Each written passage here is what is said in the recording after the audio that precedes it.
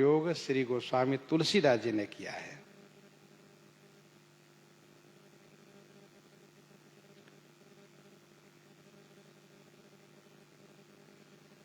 मगण गण के प्रयोग करने में प्रथम द्वितीय तृतीय अक्षर गुरु हुआ करते हैं।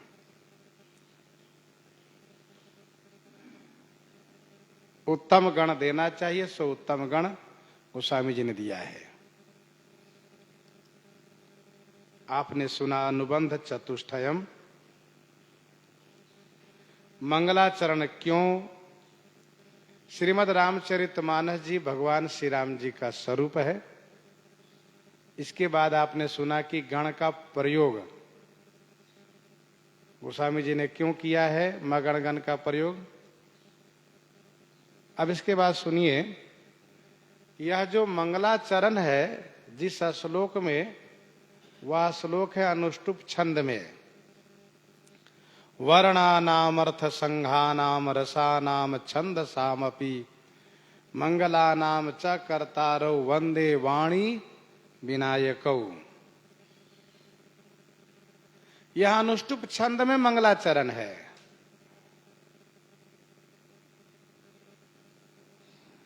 अनुष्टुप छंद की विशेषता है, इसके 4 चरण जो होते हैं वह 8-8 अक्षर के होते हैं। 4 चरण होते हैं, एक चरण में 8 अक्षर होते हैं, तो 8-8 अक्षर के एक एक चरण होते हैं। 32 अक्षर का एक श्लोक होता है। 4 चरण होते हैं, 8-8 अक्षर एक एक चरण में होते हैं, 32 अक्षर का एक श्लोक होता है।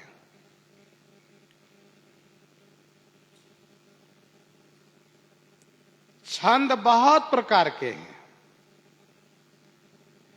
करोड़ों प्रकार के छंद है। अनुष्टुप छंद में ही गोस्वामी जी ने क्यों प्रारंभ किया, यह एक प्रश्न है।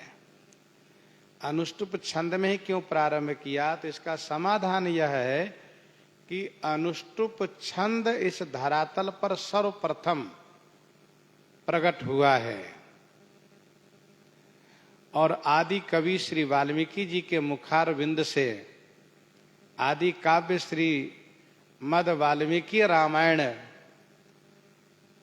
अनुष्टुप छंद में ही उच्चारित हुआ है। श्री रामायण जी का उच्चारण अनुष्टुप छंद में श्री वाल्मीकि जी ने किया है। तो अनुष्टुप छंद का प्राकट्य इस धरातल पर प्रथम बार हुआ है, पहले हुआ है। कहिए कैसे? तो एक बार की बात है, महर्षि श्री वाल्मीकि जी भरद्वाज जी के साथ तमसा नदी में स्नान करने के लिए गए। तमसा नदी में स्नान करने के लिए गए, वहां पर क्रौंच पक्षी की जोड़ी को उन्होंने देखा, जिसमें से एक बधिक ने क्रौंच पर बाण चला दिया। क्रौंच मारा गया, उसकी मादा रोने लगी। क्रौंच मारा गया, उसकी मादा रोने लगी। यह देख करके श्री वाल्मीकि जी के मुख से छंदबद्ध एक श्लोक उच्चारित हुआ और वह श्लोक प्रसिद्ध है। मां निषाद प्रतिष्ठान त्वम गमः शाश्वती ही समाह। मां निषाद प्रतिष्ठान त्वम गमः शाश्वती ही समाह। यत क्रौंच मिथुनादेक, यत क्रौंच मिथुनादेक मवधि काम मोहितम, मवधि काम मोहितम।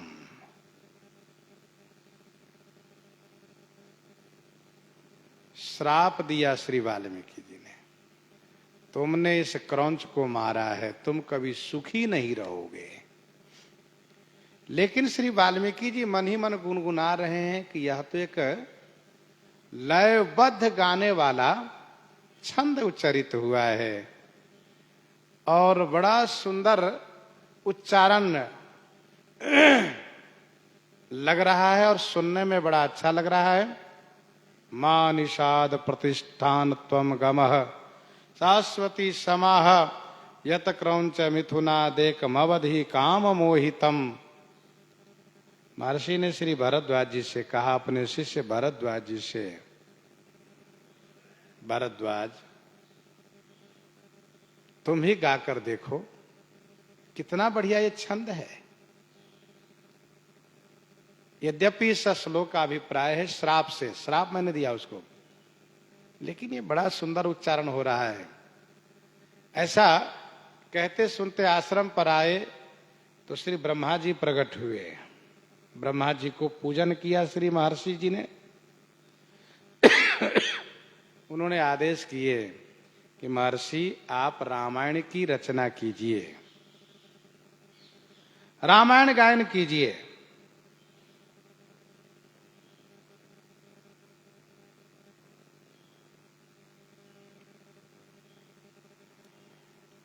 श्री वाल्मीकि जी महाराज श्री ब्रह्मा जी की आज्ञा को शिरोधार्य किए।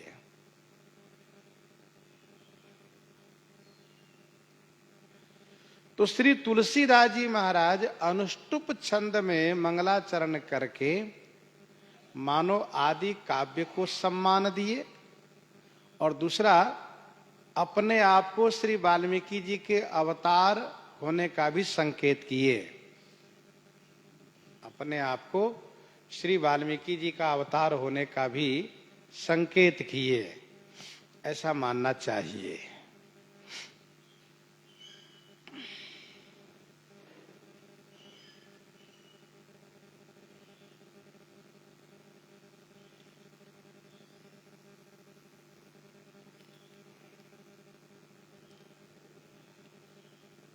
प्रथम श्लोक वर्णानामर्थ संघानाम रसानाम छंदसामपि मंगलानाम च कर्तारौ वंदे वाणी विनायकौ।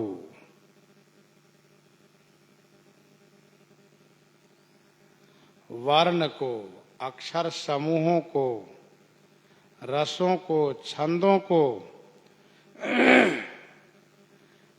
करने वाली श्री सरस्वती जी हैं और मंगलों को करने वाले श्री गणेश जी हैं। मंगलकर्ता गणेश जी है, काव्य की शक्ति प्रदान श्री सरस्वती जी करेंगी और विघ्न का निवारण श्री गणेश जी करेंगे। इसीलिए इन दोनों को वंदन एक साथ गोस्वामी जी ने किया।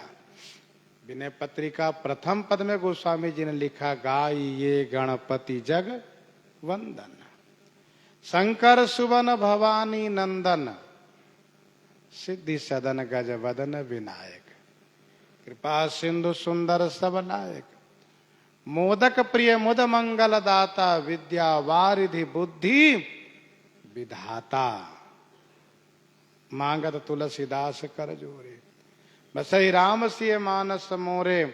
तो मोदक प्रिय मुद मंगल दाता श्री गणेश जी महाराज। श्री सरस्वती माता लेखन शक्ति, कवित्व अर्थात काव्य रचना की शक्ति प्रदान करेंगी और श्री गणेश जी लिखने की शक्ति प्रदान करेंगे। श्री गणेश जी महान लेखक हैं। महाभारत जैसे ग्रंथ के लेखक श्री गणेश जी हैं।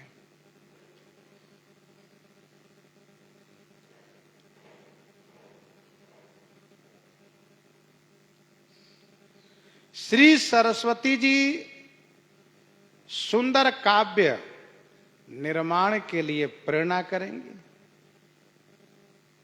क्योंकि श्री सरस्वती जी विद्या के देवी हैं, विद्या के अधिष्ठात्री देवी हैं। और श्री गणेश जी प्रथम पूज्य हैं। श्रीमद् भागवत जी में तथा पद्म पुराण में श्री सरस्वती जी को ब्रह्मा जी की पुत्री बताया गया है। श्रीमद् भागवत जी में और पद्म पुराण में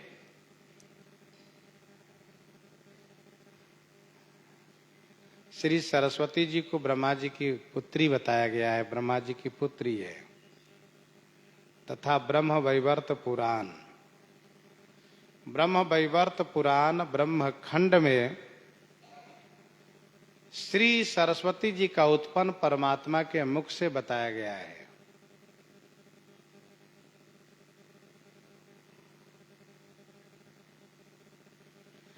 कल्प भेद से श्री सरस्वती जी का भी अनेक चरित है।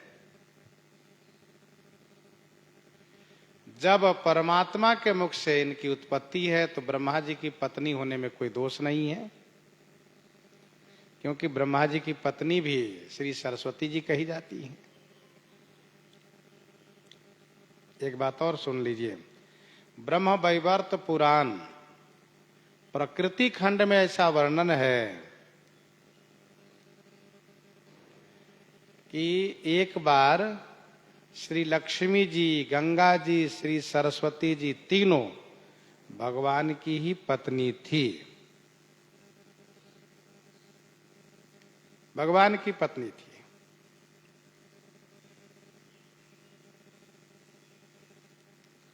श्री गंगा जी, श्री सरस्वती जी में किसी बात को लेकर के खटपट हुआ, विरोध हुआ, झगड़ा हुआ। दोनों एक दूसरे पर नाराज हुए, दोनों एक दूसरे को श्राप दिए। दोनों एक दूसरे पर नाराज हुए, दोनों एक दूसरे को श्राप दिए। भगवान बीच बचाव करते हुए, भगवान बीच बचाव करते हुए फैसला दिए कि श्री सरस्वती जी एक रूप से नदी रूपा रहेंगी और एक रूप से श्री ब्रह्मा जी की पत्नी रूपा रहेंगी। यह ब्रह्म वैवर्त पुराण प्रकृति खंड में वर्णन है।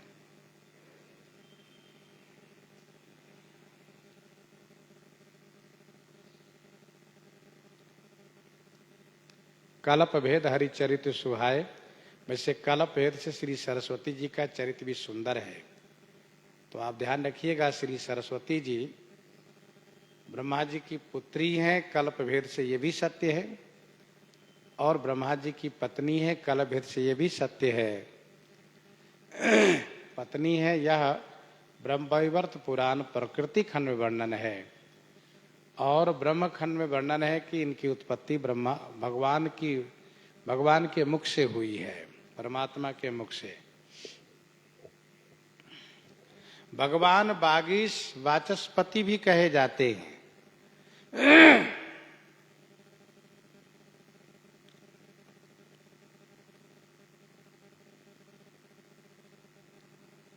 प्रश्न एक यह उठता है कि गोस्वामी श्री तुलसीदास जी महाराज श्री राम कथा भाषा में गाने का निश्चय किया है, और ऐसा निश्चय इसलिए किया है क्योंकि भगवान आशुतोष शंकर जी का ऐसा निर्देश है, आदेश है। फिर उन्होंने संस्कृत में मंगलाचरण क्यों किया? इसका समाधान यह है कि संस्कृत देव भाषा है और हिंदी मनुष्य की भाषा है। संस्कृत देव भाषा है, हिंदी मानव की भाषा है। देव भाषा को सम्मान देने के लिए गोस्वामी जी ने सभी कांड के प्रारंभ में संस्कृत में मंगलाचरण किया है।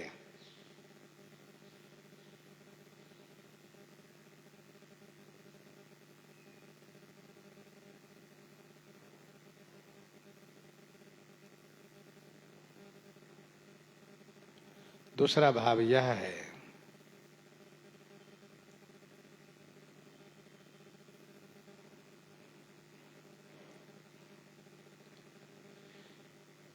कि लोग यह न समझे कि गोस्वामी जी को संस्कृत का ज्ञान ही नहीं था।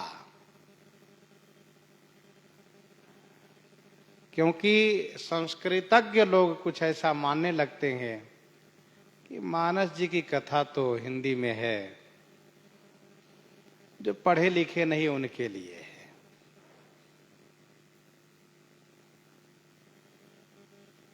गोस्वामी जी मानो संकेत कर रहे हैं कि आप समझिए कि मैं संस्कृत में लिख सकता था, परंतु महादेव जी का आदेश नहीं था लिखने के लिए, इसलिए मैंने हिंदी में लिखा।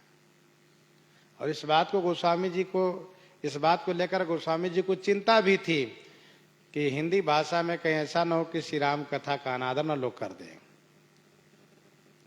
परंतु ऐसा हुआ नहीं, क्योंकि भगवान शिव की जो कृपा थी। तीसरा भाव यह है कि भगवान शिव काशी जी में आदेश किए थे हिंदी में लिखने के लिए। चौथा भाव यह है, गोस्वामी जी संस्कृत में मंगलाचरण किए और हिंदी में कथा गायन किए, यह सूचित करने के लिए कि आप पढ़ के देखो कौन आपको अच्छा लगता है, संस्कृत की हिंदी। आप पढ़ के देखो।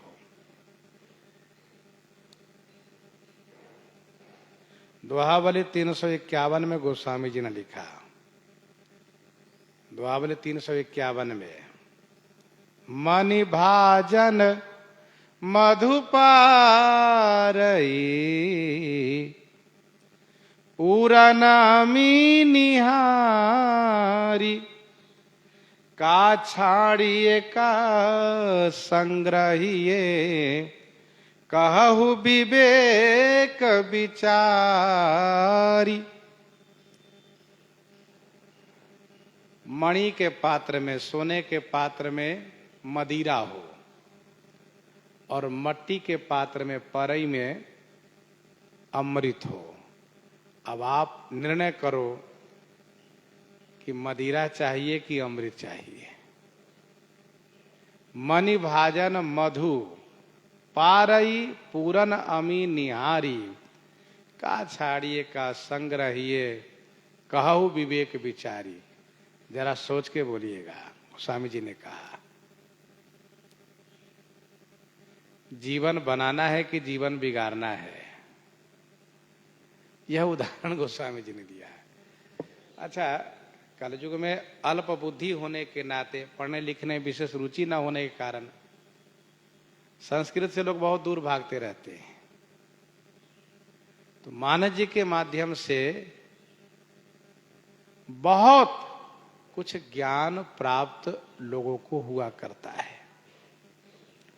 एक दोहा गोस्वामी जी ने और लिखा, दोहावली में 572 में, 572 में, का भाषा का संस्कृत, का भाषा का संस्कृत, का भाषा का संस्कृत, काम जुआवे कामरी कालय करई कुमाज। गोस्वामी जी ने कहा, क्या भाषा क्या संस्कृत, लेकिन यदि कंबल से काम आता हो तो फिर रजाई की आवश्यकता है। हमें श्री राम कथा गानी है। यदि हिंदी में आनंद आ रहा है तो फिर संस्कृत में हम क्यों जाएं? वैसे संस्कृतज्ञ पंडित मंच से बढ़िया संस्कृत बोलते, सुनने में बड़ा अच्छा लगता है, लेकिन श्रोता सामान्य लोग हैं तो उनको नहीं पल्ले पड़ता है क्या बोल रहे हैं बाबा जी। विद्वान है, ठीक है, हाँ, यदि उसको हिंदी में अनुवाद करके सुनाते हैं तो बात समझ में आती है।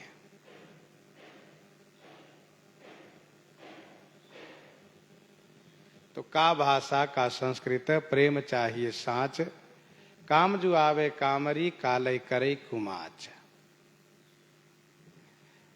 भगवान की कथा गाने में, भगवान को रिझाने में भाव चाहिए। इसका मतलब यह नहीं कि संस्कृत पढ़ना ही नहीं चाहिए, इसका मतलब यह नहीं है। संस्कृत पढ़ना चाहिए। संस्कृत पढ़ने से पुराणों में, वेदों में प्रवेश मिलता है और संस्कृत ग्रंथ में प्रवेश होता है, तथा संस्कृत के अभ्यास करने से वाणी शुद्ध होती है। ये तो सत्य है।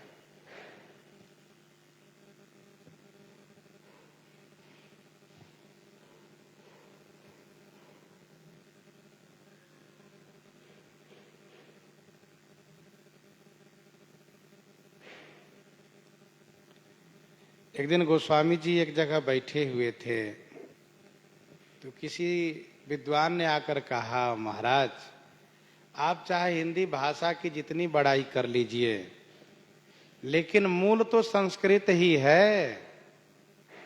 गोस्वामी जी ने कहा, भैया तुमने ठीक कहा, मैंने कब कहा कि हिंदी मूल है? मूल तो संस्कृत ही है, यह तो मैं भी कह रहा हूं, परंतु आप इस बात को समझते हो ना, कभी भी आम डाली में फला है, जड़ में नहीं।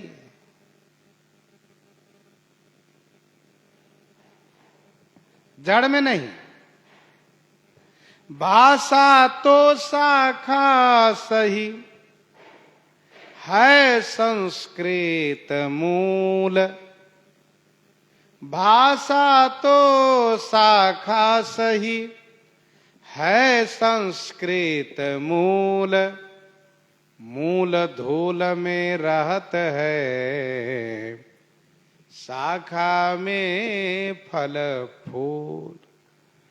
उसने कहा, वाह वाह वाह, बहुत सुंदर उत्तर आप रखे हो। संस्कृत मूल है, मैंने कहा, आपने उसको आदर भी दिया, लेकिन आपने बड़ी युक्ति से भाषा की महिमा को बढ़ाया। आपने कहा कि संस्कृत मूल है, तो किसी वृक्ष का मूल धूल में रहता है। वृक्ष का जड़ कहाँ है? मट्टी में है, धूल में है। और शाखा में फल फूल। फूल कहाँ मिलता है? शाखा में। फल कहाँ मिलता है? शाखा में। तो आपने मानो ये कहा कि संस्कृत मूल तो है, लेकिन स्वाद जो है वह भाषा में ही है।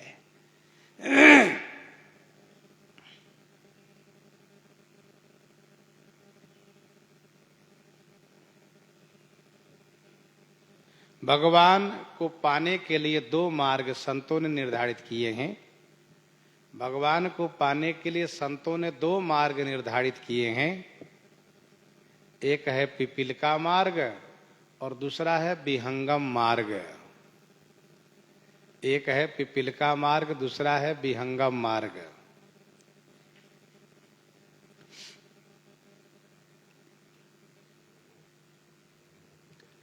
पिपीलिका मार्ग वह है जिसमें पुल चाहिए। विहंगम मार्ग वह है कि जिसमें पुल की कोई आवश्यकता नहीं है।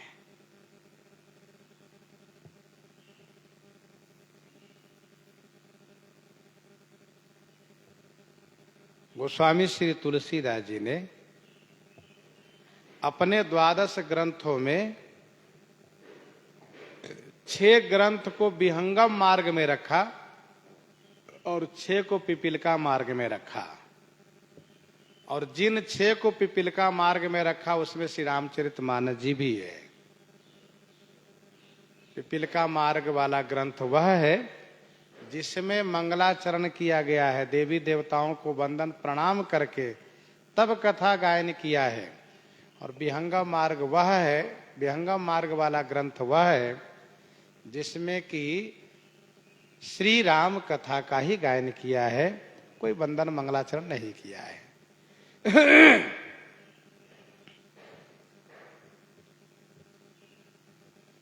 चींटी के लिए भूमि चाहिए, पक्षी के लिए तो आकाश पर्याप्त है। तो पिपीलिका मार्ग वह है जिसमें सबके आशीर्वाद की आवश्यकता है। विहंगम मार्ग वह है जिसमें किसी से आशीर्वाद लेने की आवश्यकता नहीं है। अपने पास पंख है, पंख में शक्ति है, पंख फड़फड़ाया, उड़ान भरा, गंतव्य स्थान में पहुंच लिया।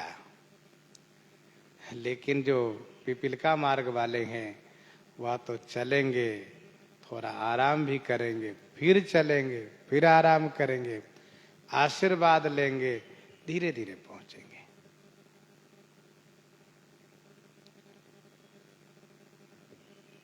पंडित ज्वाला प्रसाद जी ने गोस्वामी तुलसीदास जी के ग्रंथों की संख्या कुछ ज्यादा बताया है।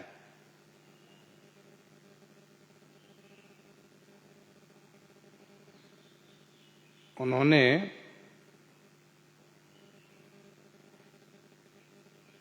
इक्कीस ग्रंथ बताया है। श्री वैद्यनाथ जी ने 16 कहा है, लेकिन अयोध्यावासियों ने अयोध्या जी के संतों ने 12 ग्रंथ को ही माना है, 12।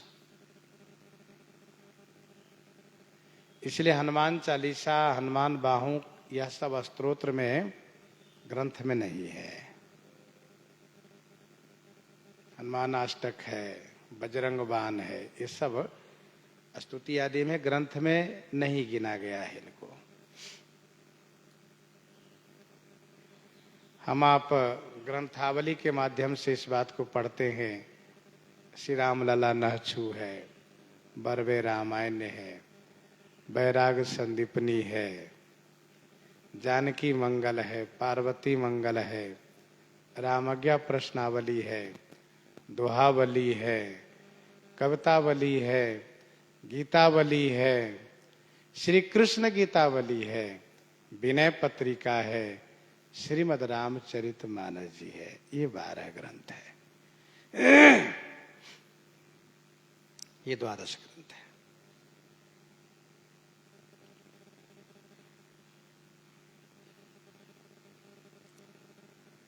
जिसको प्रधानमंत्री से संबंध है वह सीधे उनसे मिल सकते हैं, लेकिन जिनका संबंध नहीं है, पहचान नहीं है, तो उनको तो नीचे से ही,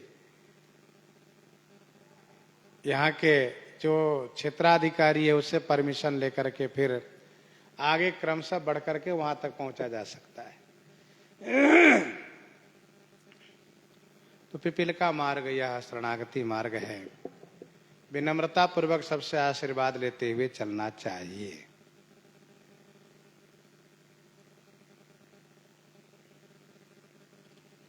वर्णानामर्थ संघानाम रसानाम छंदसामपि मंगलानाम च कर्तारो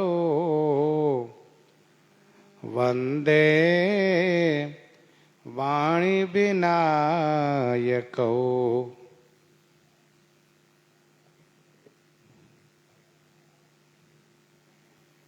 यहाँ पर अध्ययन के दृष्टि से व्याख्यान किया जाता है। प्रवचन क्षेत्र में इतना विस्तार लोग नहीं कर पाते। ऐसा नहीं कि सबको जानकारी नहीं होती, सो बात नहीं, जानकारी रहती, लेकिन उनके पास समय अभाव होता है। कुछ कहकर कुछ छोड़कर निकलते, व्यास समास में चलते हैं।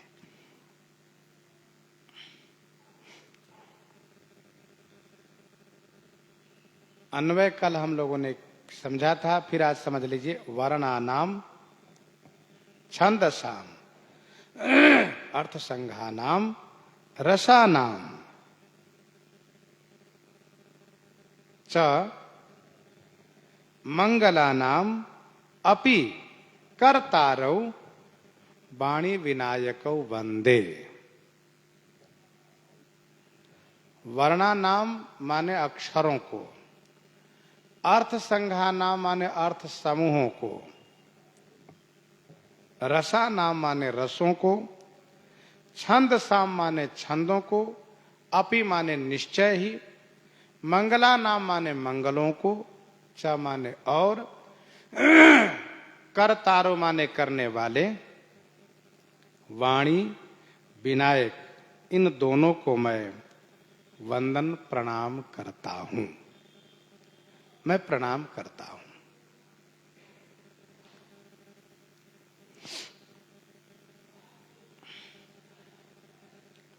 सर्वप्रथम गोस्वामी जी ने अक्षरों का नाम लिया, वर्णों का, वर्णा नाम,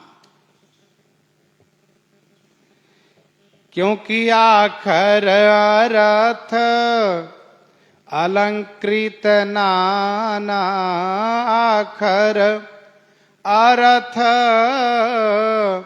अलंकृत नाना, छंद प्रबंध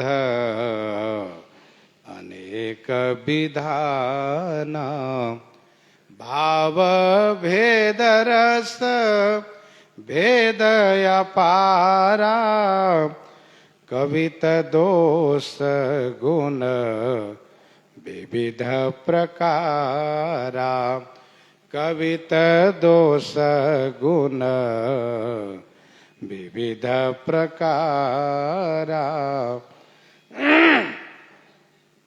इन सब के कर्ता वाणी और विनायक हैं। इसीलिए इन दोनों को वंदन कर रहे हैं। काव्य में इन सब की आवश्यकता होती है।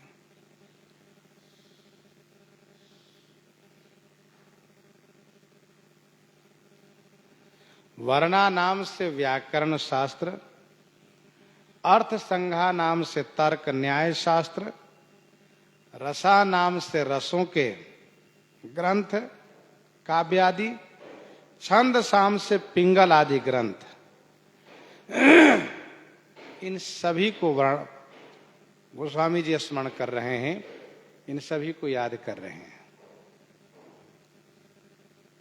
क से लेकर के हा तक 33 अक्षर है। क से लेकर के हा तक ये 33 अक्षर है।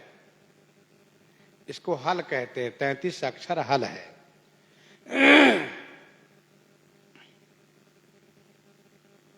और आ से लेकर के औ तक, आ से लेकर के औ तक 9 स्वर है।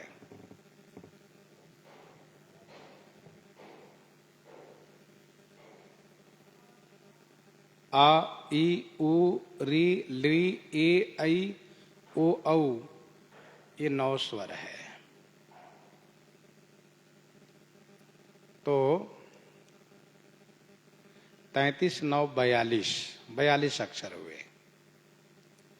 एक एक अक्षर के अनेक अर्थ हुआ करते हैं। एक एक अक्षर के अनेक अर्थ होते हैं और कविता बनाने में इन सब का प्रयोजन है। कविता बनाने में इन सभी का प्रयोजन है, सबकी आवश्यकता है। गोस्वामी जी चाहते हैं कि हमको सब प्राप्त हो।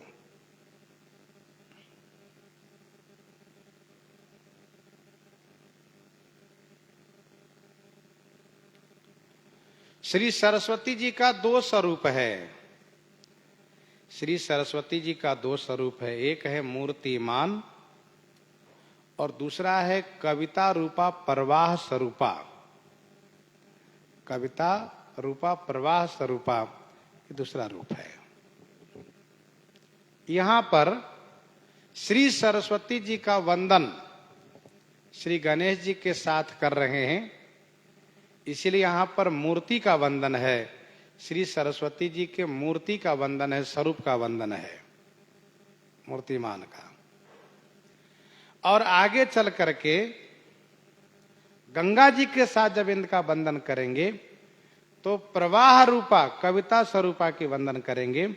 पुनि बंदव शारद सुर सरिता, जुगल पुनीत मनोहर चरिता।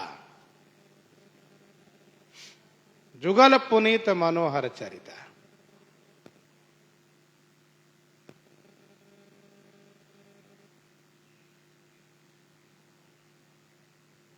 तो वंदे वाणी विनायको।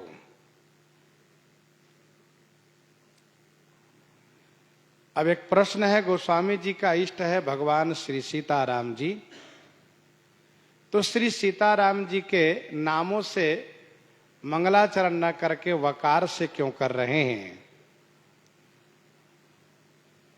इस पर चर्चा हम लोग कल करेंगे। प्रसंग को यहीं पर हृदयांगम करते हैं। आइए श्रवण करते हैं श्री भक्तमाल जी से। श्री राम नाम की गर्जना हो जाए संत भगवान।